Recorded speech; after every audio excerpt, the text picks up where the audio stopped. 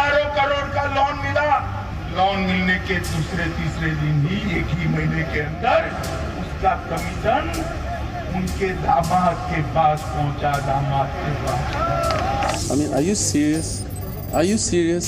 अमित शाह जी और आदरणीय नरेंद्र मोदी जी ईडी और इनकम टैक्स विभाग को भाजपा के डर्टी ट्रिक्स डिपार्टमेंट की तौर पर इस्तेमाल करते हैं। उनके दामाद की कंपनियों के पास एक कमीशन पहुंचा है गांधी नेहरू फैमिली के दामाद के। और उसमें से क्या किया? अपने बीकानेर में 150 हेक्टेयर जमीन खरीदी और 150 हेक्टेयर जमीन पौने दाम पर खरीदकर उसके अरबों करोड़ों रुपया ये दामाद की कंपनी के खाते में गया है। Are you serious? Are you serious? अब चुनाव जैसे जैसे नज़दीक आएगा पार्लियामेंट में, तो इससे ऐसे और सारी कुछ चीज़ें होती रहेगी।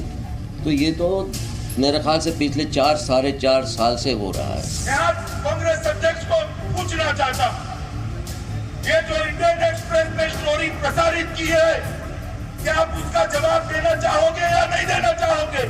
Are you serious?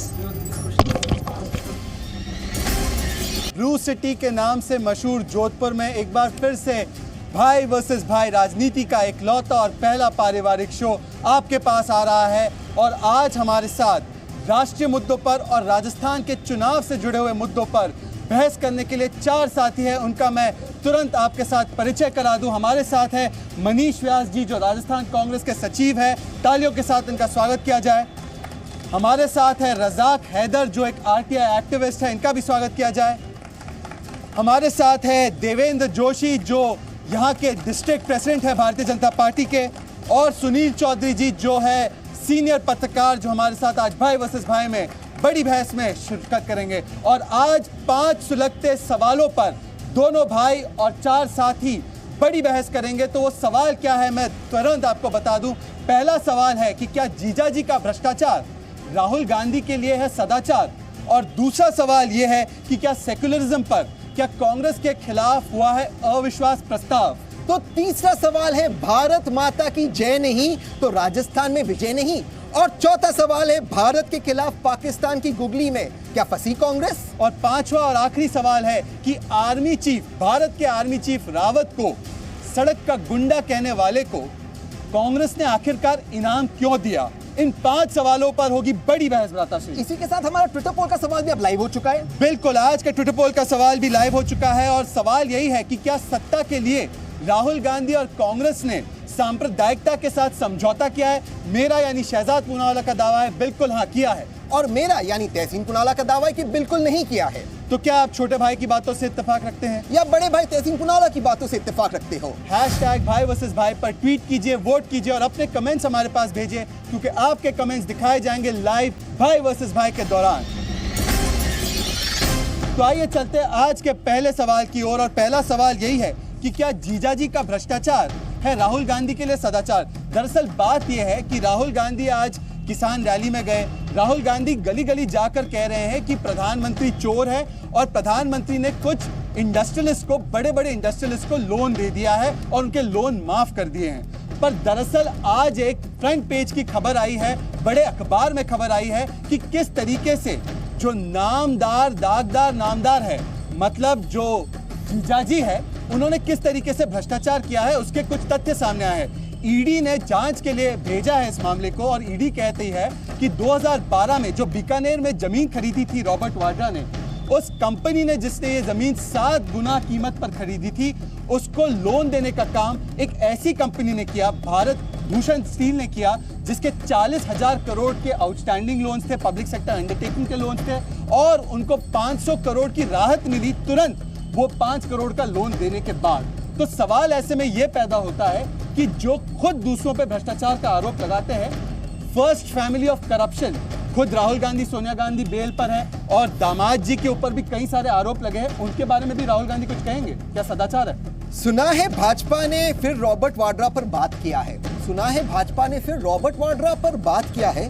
जरा पता तो करो, प्रदेश में चुनाव आ रहा है। देखिए, भाजपा को र शब्द से जुमले देने की बहुत आदत है।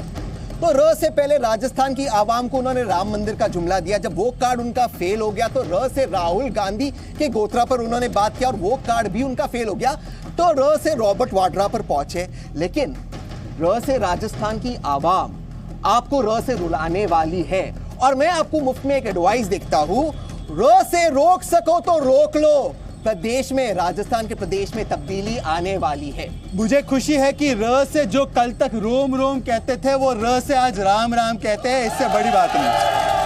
पर र से मैं आपसे राजस्थान कांग्रेस के प्रवक्ता से पूछना चाहता हूं। राजस्थान कांग्रेस के प्रवक्ता से मेरा सवाल है कि आपके पास तो अनोखा किसान है, उसको मूंग और मसूर नहीं पता, वो खेती करता है तो मनी की खेती करता है। दामाद जी की खेती मनी की खेती है। अभी एक बात आई थी, चौकीदार जब चोर है तो उस राफेल के र को भूल के अब राम को याद करने लगे जैसे ही चुनाव आए, और भूल गए जब आपने कहा जीजा जी के ऊपर एलिगेशन है, गुड़गांव के अंदर एलिगेशन लगे थे, उसको ऑनरेबल हाई कोर्ट ने क्लीन चिट दिया था, उसके बाद ऑनरेबल सुप्रीम कोर्ट ने क्लीन चिट दिया था।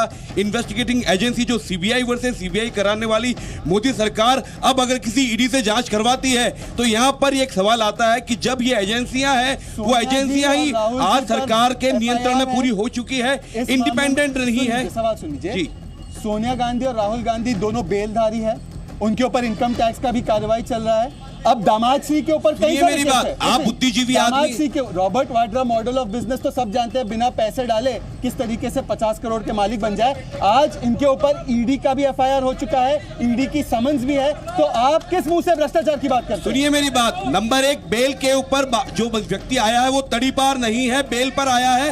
न्यायालय ने उसे जमानत पर रिहा किया है, और जमानत के अभी जब मामला न्यायपालिका में लंबित है तो न्यायपालिका को छेड़ने का काम अभी बहुत शुरू किया है मोदी जी ने, जबकि उनको मालूम है कि न्यायपालिका को छेड़ना, न्यायपालिका मोदी के ऊपर कौन सा केस है? मोदी के ऊपर कोई केस नहीं, वो चोर है, पर आपके ऊपर केस है, आप बेल पर राफेल की बात करें और जहां तक न्यायपालिका में मामला लंबित है उसके दौरान बोलना अवमानना की डेफिनेशन में आता है, और आए दिन अवमानना किया जा रही है मोदी सरकार।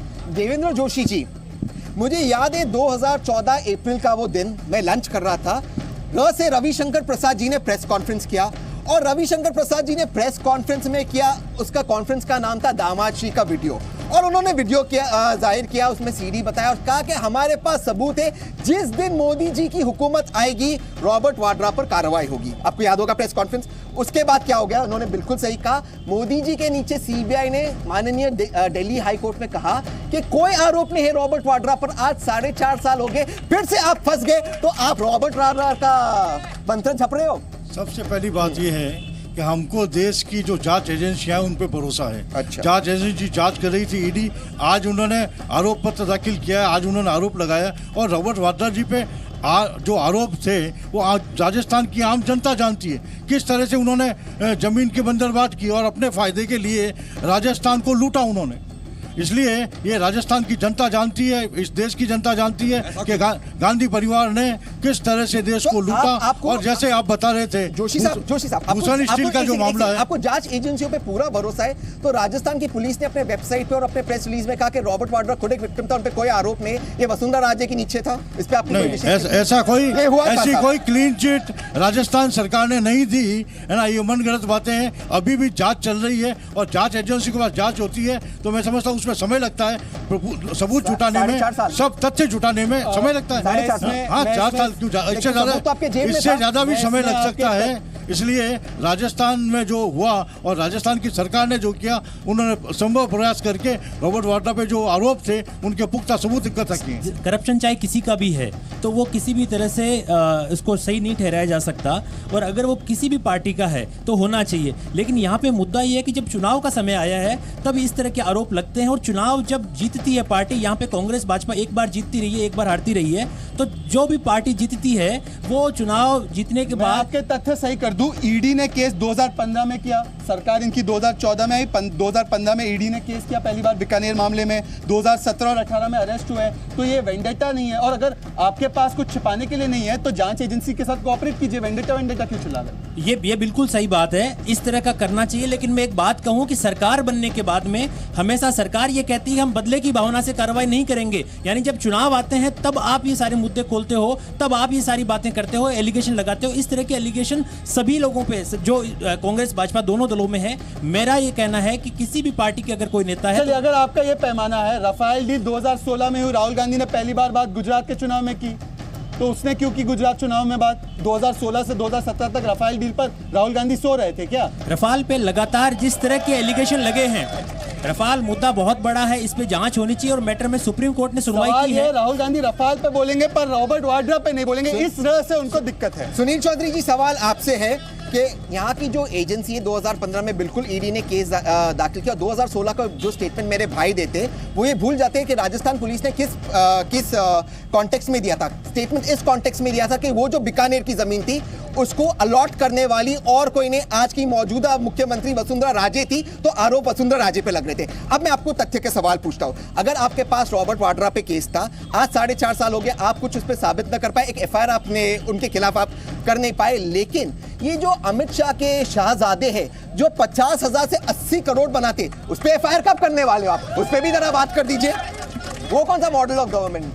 देखिए, इन लोगों ने सरकारें, चाहे किसी की हो, चाहे कांग्रेस की हो, चाहे भाजपा की सरकार हो, ये सब नूरा कुश्ती चलती है भ्रष्टाचार को लेके, और इनका ये है कि टाइम निकाला जाए और चुनावी मुद्दा बना के और एक बार और उसको ठंडे बस्ते में डाल दिया जाए। 2014 के चुनाव में, लोकसभा चुनाव में मोदी साहब जोधपुर आए थे, उस टाइम भी बोले थे कि जीजा जी को अति शीघ्र सरकार बनते ही अंदर डाल दिया जाएगा।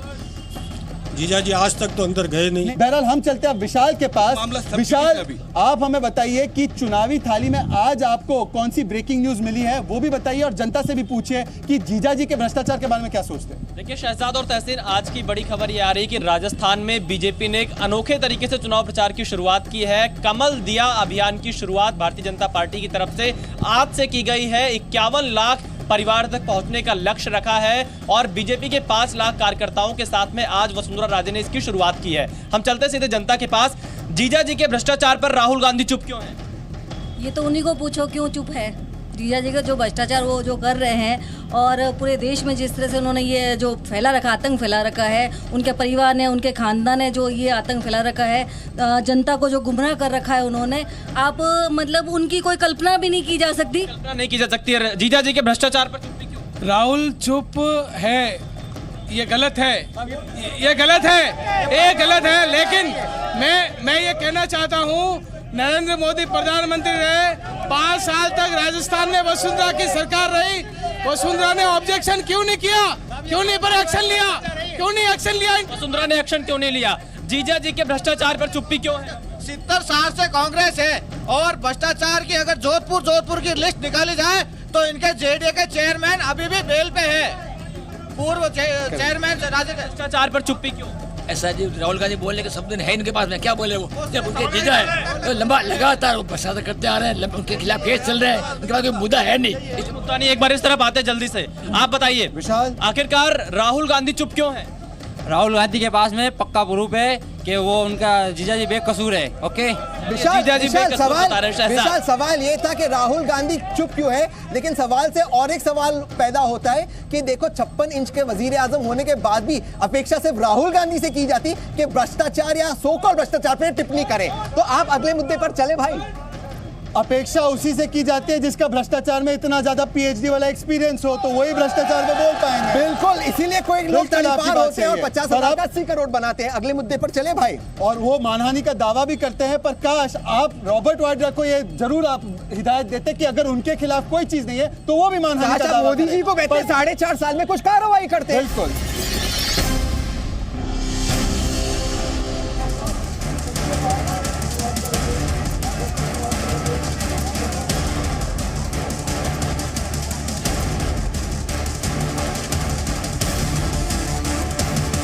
We have always maintained that the Congress has this proclivity for soft hindutva and compromising with communalism. I mean, this has been the history of the Congress, and we've always fought against that. हम किसी कट्टरपन की ओर न कभी गए हैं, न जाएंगे। धर्मनिरपेक्षता हमारी सबसे बड़ी पूंजी है और राहुल गांधी के अध्यक्षता में वो बनी रहेगी। एक है दुर्योधन, दूसरा है दुशासन, वो है नरेंद्र मोदी और वो है अमित शाह। और जैसे महाभारत में उनको हराया गया था, उसी तरीके से हम जब कहते हैं 5 पांडव, कोई ताकत नहीं है हमें रोकने वाला। कांग्रेस पार्टी के शासन काल में जितने दंगे हुए, किसी भी अल्पसंख्यक समुदाय के व्यक्ति को, समूह को न्याय नहीं मिला। जो इनका गठबंधन, अभी गठ तो बन गया है, बंधन नहीं हो पाया है।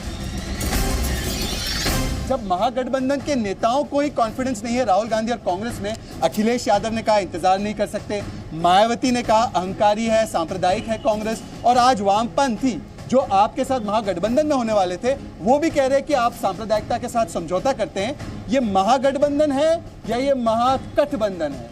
मुझे नहीं पता ये महागठबंधन है, महागठबंधन है, लेकिन एक चीज मुझे जरूर पता है कि महाथग्स ऑफ हिंदुस्तान को अब भगाना होगा। और मैं आपको बताता हूं कैसे। आप सब लोगों ने महाभारत के बारे में सुना होगा, पढ़ा होगा। व्यासा की इस किताब में, और मैं हमेशा इसे पढ़ता हूं, जो दुर्योधन थी उसकी सेना बहुत बड़ी थी, उसके साथ 16 सेना थी और पांडवों के साथ 8 थी। ठीक उसी तरह जैसे मोदी जी के गठबंधन में 40 पार्टी है और राहुल गांधी के पास कुछ 8-10 लोग हैं गठबंधन के अंदर, तो फिर दुर्योधन कौन हुआ? और शायद इसी बात का जिक्र आज कर रहे थे सीताराम येचुरी जी ने। नहीं, वो तो बहुत अच्छी बात है कि जो लोग अपने आप को नास्तिक कहते हैं, और मेरे भ्राताश्री भी कहते हैं और वामपंथी भी कहते हैं कि हम भगवान में विश्वास नहीं करते, पर जब राजनीति की बात आती है तो सीताराम जी रामायण महाभारत पे चले जाते हैं और अपने आप को पांडव और दूसरों को कौरव बताते हैं। पर मैं आपसे पूछना चाहता हूँ मनीष व्यास जी, आपके पास जनता का समर्थन तो नहीं है, जनता आपको हर स्टेट में हरा रही है, जो बाकी कुछ साथी थे वो भी आपको हराने में लगे हुए, वो भी आपके साथ नहीं है, छोड़ दिया आप गलत कह रहे हैं। आगे क्या सीताराम येचुरी सही कह रहे हैं या गलत कह रहे हैं? भारत के संविधान को जो धर्मनिरपेक्षता है, उस धर्मनिरपेक्षता को मानने वाली कांग्रेस पार्टी है, और सभी को साथ लेके चलना, 36 कौम को साथ लेके चलना यदि गलत है तो ये सिर्फ भाजपा मान सकती है। कांग्रेस सभी 36 कौम को साथ लेके चलती थी, चलती रहेगी। सीताराम येचुरी को जानते हैं? सीताराम येचुरी क्या वो बात जो कर रहे हैं, वो बात कांग्रेस पार्टी सही मानती है या कांग्रेस पार्टी गलत मानती है? अगर सही मानती है तो कैसे आप गठबंधन करोगे, और गलत मानती है तो वो आप पे ये आरोप क्यों लगा रहे हैं? राजनीति चुनावी दिनों में इस तरह की बातें आप जैसी मीडिया द्वारा फैलाई जाती है, मीडिया द्वारा नहीं, मैं बाइट तोड़ मरोड़ के पेश किया गया है और कुछ भी नहीं। तोड़ मरोड़ के पेश किया गया है। सीताराम येचुरी का बाइट हम जरूर दिखाएंगे। उन्होंने साफ शब्दों में कहा है कि सांप्रदायिकता के साथ आपने जो बात की है, आपने अभी बात को तोड़ मरोड़ कर पेश किया है कि मैं जब कह रहा हूं कि ये पूरी संवैधानिक रूप से धर्मनिरपेक्ष पार्टी है और धर्मनिरपेक्ष पार्टी सभी कौमों को साथ लेके चलती है। जोशी साहब, कोई सेक्युलर है नहीं है इसका सर्टिफिकेट आजकल भाजपा देने लगी, और वो तो ठीक है, भाजपा सबको सर्टिफिकेट है, भाजपा सबको सर्टिफिकेट देती, लेकिन भाजपा आजकल भगवानों को भी सर्टिफिकेट देती, भगवानों की जाति को भी सर्टिफिकेट देती। तो मुझे एक चीज बताओ, हनुमान किस जाति के, राम किस जाति के, आजकल भाजपा ने सर्टिफिकेट देने का काम शुरू किया है? नहीं, ये भाजपा सर्टिफिकेट नहीं देती है। अच्छा, सच्चाई जनता के सामने ला रही है। और हनुमान जी का जो जाति अगर योगी जी ने बताई है तो वो धर्म में खुद वो महंत योगी। मुझे एक चीज, ब्रेकिंग न्यूज, ये नहीं ब्रेकिंग न्यूज है इसमें आपको समस्या क्या है? बहुत बड़ी ब्रेकिंग न्यूज है। कांग्रेस के मित्रों को क्या बहुत बड़ी ब्रेकिंग न्यूज है ये। ब्रेकिंग न्यूज ये मेरे भाई ने दी है, भ्राताश्री ने दी है कि सीताराम येचुरी ने officially Bharatiya Janata party join कर ली, क्योंकि भारतीय जनता पार्टी ने कांग्रेस को कोई सर्टिफिकेट नहीं दिया सेक्युलरिज्म के लिए। भ्राताश्री, सीताराम येचुरी वामपंथी नेता ने कहा है कि समझौता कांग्रेस करती है। तो आप सवाल जो है फिर से उसको तरमीम करके पूछना चाहते हैं तो पूछ लीजिए। मेरे छोटे भाई को शायद सवाल समझ में नहीं आया। सीताराम येचुरी कांग्रेस में नहीं है। सीताराम, आज तक तो इस देश में संविधान बचा है, कोई महागठबंधन ऑफिशियली बना है अब तक मुझे पता नहीं है।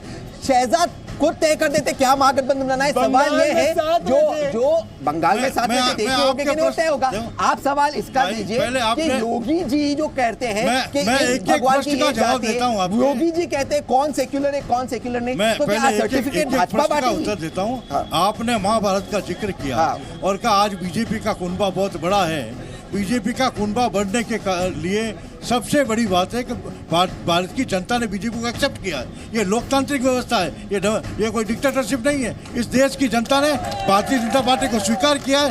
कांग्रेस आज समाप्त होने के कगार पे है, तो समाप्त होती कांग्रेस कुछ भी कहे, लेकिन ये न तो तारीख को राजस्थान में मालूम चल जाएगा भाजपा को कि न तो ठेकेदार है, जनता क्या चाहती है। लेकिन भारतीय जनता पार्टी का कुनबा प्रधानमंत्री नरेंद्र भाई मोदी की प्रामाणिकता से बड़ा है, उनकी नीतियों से बड़ा है, उनकी विकास उनकी योजनाओं से बड़ा है। कांग्रेस धर्मनिरपेक्षता से टिल्ट हो रही, जो उसी का सीताराम येचुरी कह रहे वो जी। कांग्रेस हकीकत ये सही भी है कि कांग्रेस विचार शून्य होती जा रही है। कांग्रेस के अंदर नए विचार नहीं आ पा रहे हैं समय के साथ साथ, और कांग्रेस ये तय नहीं कर पा रही है कि हम ऐसा कुछ भी नहीं है, अपनी धर्मनिरपेक्षता पर अडिग रहे या नहीं रहे। आज भी हिंदुस्तान जब आजाद नहीं था, गुलाम था, उस समय ये कांग्रेस पार्टी थी। उस समय कुछ पार्टी जो आज किसी को लेकर चलती है, वो यही कारण है केरल में, और आज की तारीख में हिंदुस्तान के यही कारण है कौन सी धर्मनिरपेक्षता है? सभी धर्मों को, भारत का जब संविधान धर्मनिरपेक्ष है, संविधान को मानने वाली पार्टी है।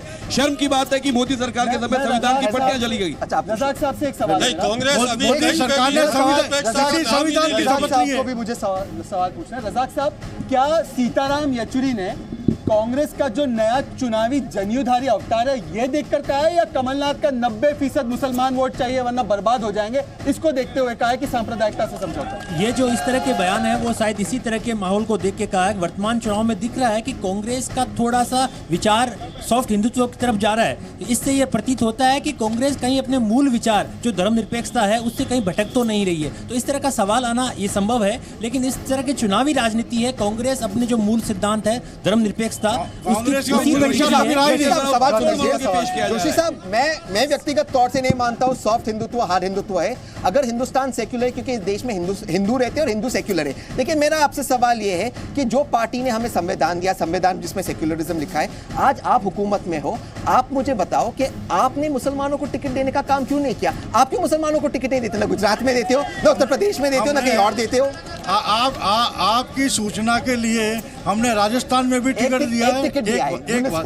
यूनेस्को दिया। आप मेरी बात सुन लीजिए, बोलिए, है ना। और हम ये मानते हैं कि केवल टिकटों की भागीदारी से विकास नहीं होता। हम सबका साथ सबका विकास की बात करते हैं, उसमें सभी धर्म शामिल है। इसलिए हम सभी धर्मों को साथ में लेकर केवल राजनीति के लिए मुसलमानों को मोहरा नहीं बनाना चाहते, हम उनको विकास में भागीदार बनाना चाहते हैं। और इसलिए टिकट की बात नहीं है, हम विकास की यात्रा में 36 कौम हमारे साथ है और उनकी यात्रा हम साथ में लेकर कर रहे हैं। अब इस विकास की यात्रा में और इस शो की यात्रा में विशाल हमारे साथ कौन है? जनता की ओर से क्या बातें आ रही है, जरा बताइए। बिल्कुल शहजाद, उससे पहले एक और खबर बता देते हैं। प्रधानमंत्री नरेंद्र मोदी 4 दिसंबर को जयपुर में रोड शो कर सकते हैं।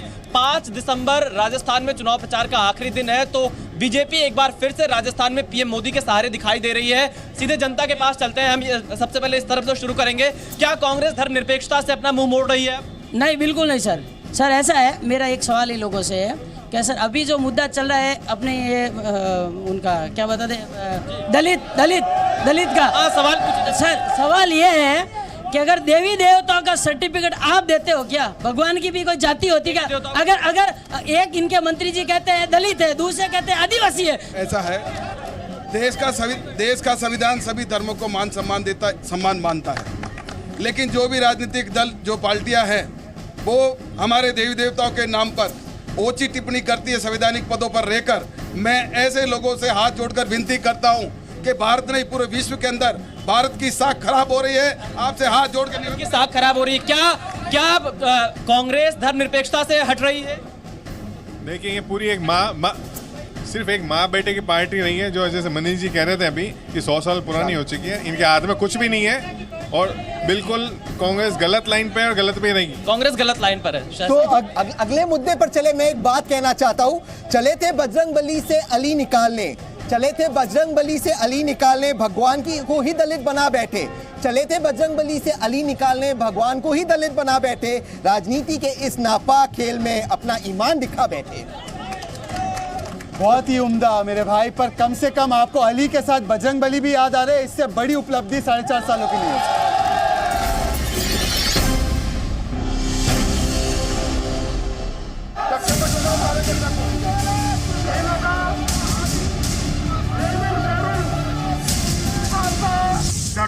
शर्म करो कांग्रेस वालों, चुल्लू भर पानी में डूब मरो।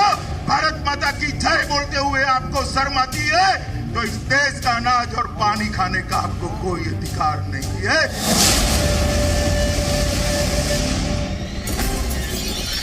तीसरा सवाल यह है कि भारत माता की जय नहीं तो राजस्थान में विजय नहीं। और बात तो सही है ना भ्राताश्री, क्या सोनिया माता की जय के ऊपर नहीं है भारत माता की जय? बिल्कुल सही कहा अमित शाह जी ने। ये सुनकर आप लोग चौंकिए मत, बिल्कुल सही कहा अमित शाह जी ने, क्योंकि भारत माता के नारे लगाते लगाते सिर्फ कांग्रेस के लोग थे जो जश्न आजादी की लड़ाई में फांसी पर चढ़े। आरएसएस का कोई भी व्यक्ति नहीं था।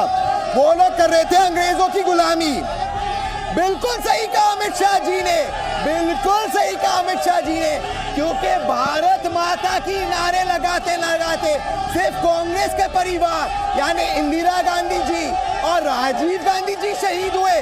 भाजपा, और भगवान ना करे कभी हो, भाजपा का कोई नेता शहीद नहीं हुआ, शहीद हुए तो सिर्फ कांग्रेस के नेता। तो भारत माता की जय का नारा भी कांग्रेस देगा और 1000 बार देगा। तो एक बार बोलो भारत माता की, भारत माता की। आरएसएस ने नहीं बोला, मुस्लिम लीग के साथ सरकार बनाई वेस्ट बंगाल में। जोशी जी मुझे बताइए, यहाँ पे तो नारे लगा रहे हैं मजबूरी में, जब बीडी कल्ला के पास मौका था तो पहले परिवार के नारे क्यों लगा दिए? क्या परिवार भक्ति देशभक्ति के ऊपर है इनके लिए? इनके लिए तो परिवार भक्ति ही सर्वोपरि है, और इसीलिए जब भारत माता की जय के नारे लगा रहे थे उनको रोका गया और सोनिया जी की जय के लिए बोला। दूसरा सीपी जोशी जी जो ट्वीट किया, जो बयान दिया, 2 घंटे बाद उनको पलटना पड़ा हाईकमान के प्रेशर से। जिस तरह का उन्होंने बयानबाजी की, सीपी जोशी ने पूरे समाज को बांटने वाली बयानबाजी की, और उन्होंने एक एक करके बोलिए, आप बोलिए। ये एडिटेड वीडियो था सर। भारत माता की जय बोलना, हम जब क्रांतिकारी थे देश के अंदर, भारत देश की आजादी में कांग्रेस का नियम था। आज इनके बोलने से ये लोग सर्टिफिकेट बांटते हैं, ये भगवान को सर्टिफिकेट देते हैं, भगवान को जाति सर्टिफिकेट देते हैं। इन लोगों की बातों का कोई भी वजूद नहीं है। जब आप ही से सवाल, मैं मान लेता हूँ वीडियो एडिटेड है, हमने हालांकि वीडियो की डीएनए टेस्ट करा दी, पर आप बोलते हो वीडियो एडिटेड है। एक बार आप माइक लेकर कैमरा में देखकर बोल दीजिए कि कांग्रेसियों के लिए भारत माता सोनिया माता के आगे। एक बार बोल दीजिए, बोल दीजिए भारत माता की जय, भारत माता की जय। सोनिया गांधी देश की वो, बोल दीजिए ना, भारत माता की जय। जोशी साहब, मेरा आपसे सवाल है, बिल्कुल सही आप सर्टिफिकेट बांटते हो, जरा ये 2 सवालों का जवाब दे दीजिए कि 1995 तक आरएसएस के कार्यालय में कभी भी हिंदुस्तान का तिरंगा नहीं लहराया है, सबसे पहली बात। और दूसरा सवाल, जब माननीय प्रणब मुखर्जी साहब गए थे मोहन भागवत के साथ आरएसएस के कार्यालय, ना आपने जनगण मन बोला, ना आपने वंदे मातरम बोला, ना आपने उस वक्त भारत माता की जय के नारे लगाए, ना तिरंगा लहराया। तो ये आप क्यों दूसरों को सर्टिफिकेट?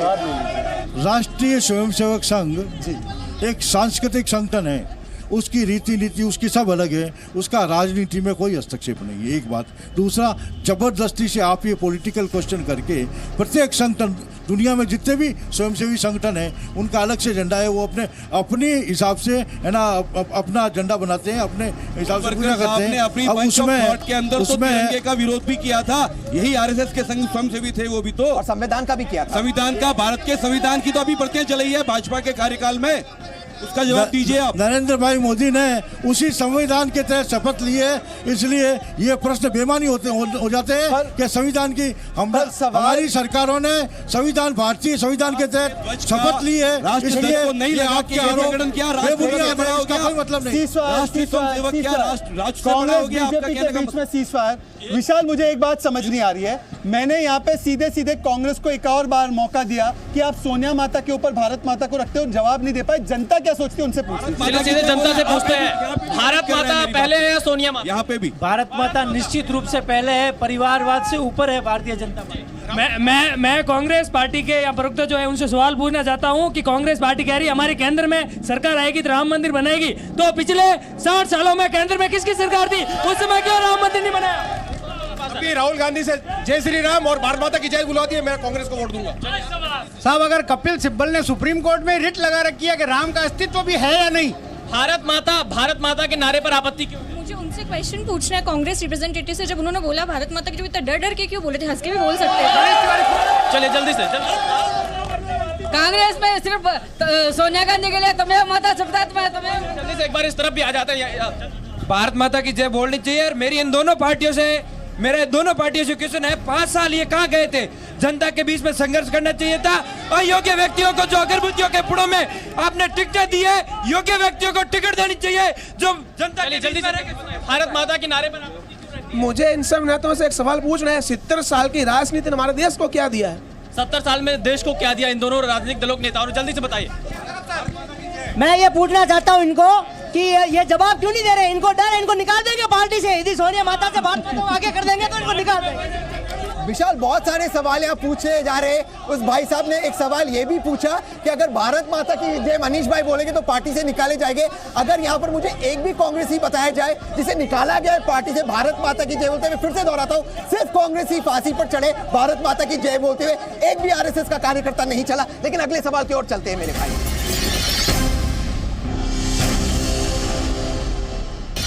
देखिए किस तरीके से शाह महमूद कुरैशी मजाक उड़ा रहे थे भारत का। उन्होंने कहा देखिए करतारपुर पे हमने किस तरीके से ट्रैप कर दिया भारत को। इसीलिए सुषमा स्वराज वहां नहीं गई।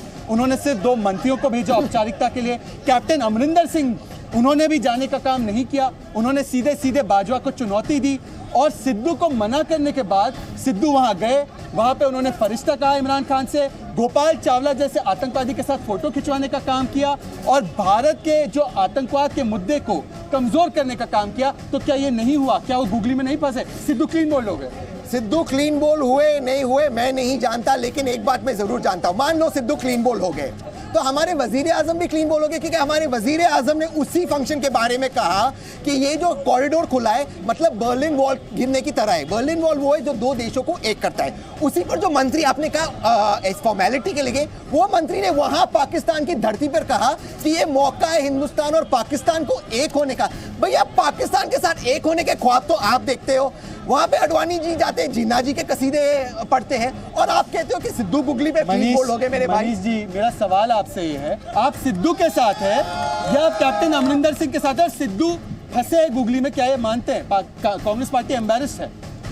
मैं ये कहूंगा कि बिना बुलाए केक खाने मोदी जी वहां जाते हैं, वो वहां पे जाके उनके पांव के हाथ लगाते हैं और जिन्ना की मजार पे आडवाणी जाता है। और आज आप सिद्धू जी की बात कर रहे हो। मैं भारत का नागरिक होने के नाते वह ये कहूंगा कि वहां पर उसको सबसे पहले यहाँ नवाज शरीफ से आप हाथ मिलाते हो, आप बोलते हो और के साथ फोटो खिंचवा रहा था एक और सबसे बड़ी बात यह है कि आप अपनी गलतियों को छुपाने के लिए भाई दूसरों के ऊपर आरोप लगाते हो।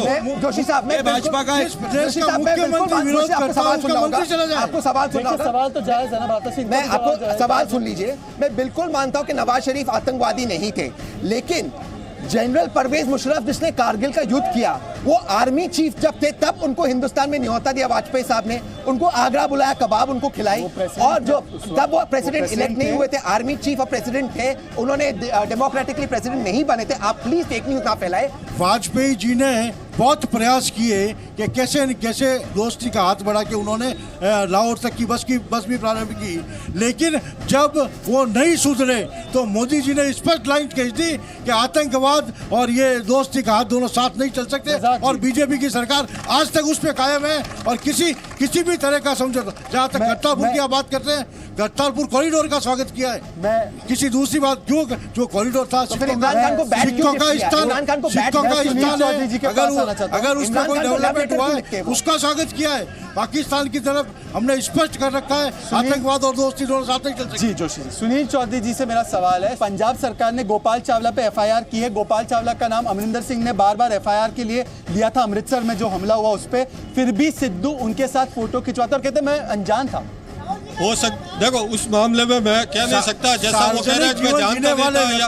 अगर जानबूझ के में कैसे जा सकते हैं? अगर उन्होंने जानबूझ के फोटो खिंचवाई है तो गलत है। सवाल ये कि आप जब भाजपा सरकार की एक्सटर्नल अफेयर्स पॉलिसी देखते हो, खास करके पाकिस्तान को लेकर, तो मोदी जी की पॉलिसी बड़ी कंफ्यूज लगती है। एक दिन बिना न्योते के पहुंच जाते, दूसरे दिन इमरान खान को बैट गिफ्ट करते, तीसरे दिन उनको लव लेटर लिखते, चौथे दिन अजीत डोवल सीक्रेटली थाईलैंड में मिलते, लेकिन कोई और को बातचीत करे तो कहते आप देशद्रोही हो। तो कहीं ना कहीं आपको नहीं लगता है सबसे कंफ्यूज पॉलिसी है इस हुकूमत की? बिल्कुल सही बात है, ये वास्तव में कंफ्यूज कर रहे हैं, क्योंकि ये आखिर चाहते क्या हैं कि पाकिस्तान से मित्रता करना चाहते हैं। एक तरफ संकेत इस तरह से मिलते हैं कि मोदी जी ये चाहते हैं कि मित्रता हो जाए, और जब इस तरह की परिस्थितियां बनती है जो इमरान खान ने कहा और इस तरह के बयान आए, तब इन चीजों का विरोध होता है कि नहीं पाकिस्तान तो हमारा दुश्मन है, उनसे किसी तरह की बात नहीं की जानी चाहिए। ट्रेड कर रहे हैं पाकिस्तान के साथ, मोदी जी के 2 खास मित्र पाकिस्तान के साथ ट्रेड कर रहे हैं। अभी कंफ्यूजन होता है कि मोदी जी आखिर चाहते क्या हैं। ये दोनों तरह की विरोधाभासी बातें क्यों होती आपसे है। और मनीष जी से एक सवाल पूछना चाहता हूँ विशाल के पास जाने से पहले। मनीष जी, सिद्धू को मैं जब बचपन में भ्राताश्वर में देखते थे तो बहुत अच्छे सिक्सर मारते थे,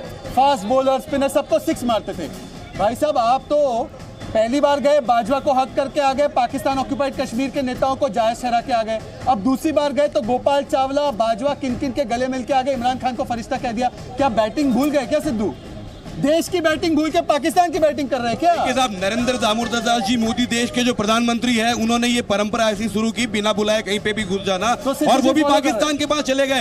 और अब आज की तारीख में अपने ऊपर आरोप लगाने छुपाने के लिए अब सिद्धू जी को निशाना बनाया जा रहा है। विशाल, सिद्धू हिंदुस्तान के या सिद्धू इमरान के? पूछ लीजिए जरा एक बार। सिद्धू हिंदुस्तान के हैं या पाकिस्तान के? सिद्धू आखिरकार आतंकियों के पास क्यों जाते हैं? ये आईएसआई का एक बहुत बड़ा षड्यंत्र है इस देश में, हिंदुस्तान के अंदर। और सिद्धू ने जाकर जिस तरीके से भाजपा के 2 बार गले लगे, ये सारे हिंदुस्तानियों का अपमान है। सिद्धू जो है गोपाल चावला के साथ जो फोटो खिंचा रहा है, ये देश का अपमान है, इसको जांच होनी चाहिए। देश का अपमान है। मुगलों से लेकर के अभी तक के सारे राजनेताओं ने देश को लूटा है और साथ में डिवाइड एंड रूल की पॉलिसी पे ये लोग सब काम चलिए आप बताइए। सर, मैं इनसे पूछना चाहता हूँ, ये जो कहते हैं ना बिना पूछे कहीं जाने की राजनीति संविधान की तरह नहीं है, तो आपके मणिशंकर अय्यर जो पाकिस्तान गए ना, वो किस बिना पे गए बताइए हम। मैं पूछना चाहता हूँ, जिस गोपाल चावला के लिए बोल रहे हैं और वो एक आतंकवादी गुट से भी है, आतंकवादी की पैरवी से। मैं कह रहा हूँ सर, जिन सिद्धू क्यों आप कांग्रेस के अंदर साथ में हैं, आपके मनमोहन सिंह जी को मौनी बाबा की पदवी भी उसी ने दी और उन्हीं को आप गोदी में लेकर बैठ गए।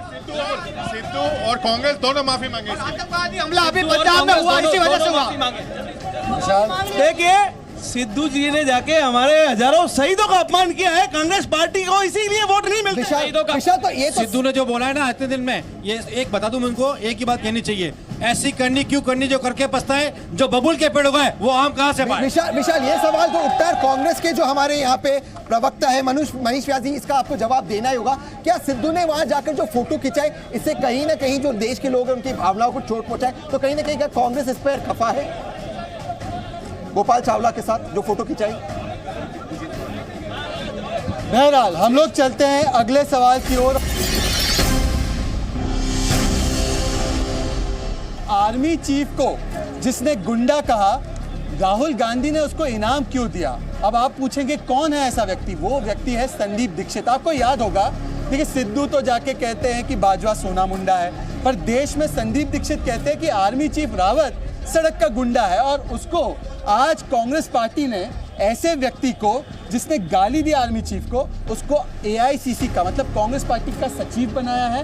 राहुल गांधी और अशोक गहलोत की मनमर्जी से ये काम हुआ है। मनीष जी, जो संदीप दीक्षित ने कहा था, उस समय भी राहुल गांधी और कांग्रेस पार्टी की तरफ से शायद उसका खंडन हुआ था। उन्होंने कहा था आर्मी चीफ सड़क के गुंडे की तरफ बात करते हैं। मुझे उम्मीद है कि आप इस बात का समर्थन नहीं करते, इस जबान का। तो अगर आप नहीं करते, ऐसे व्यक्ति को आपने तो पहले पार्टी से नहीं निकाला, आपने उससे उल्टा प्रमोट कर दिया।